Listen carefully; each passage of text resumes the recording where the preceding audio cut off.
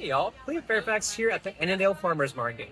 Today we're here to help promote Plastic Free July and we're going to be talking about microwave safe symbols.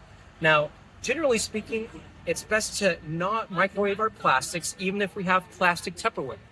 A microwave safe symbol only means that the plastic won't melt in front of your eyes. However, plastics can still leach into your food through that heating process, and a microwave safe symbol means nothing with regards to microplastic leaching.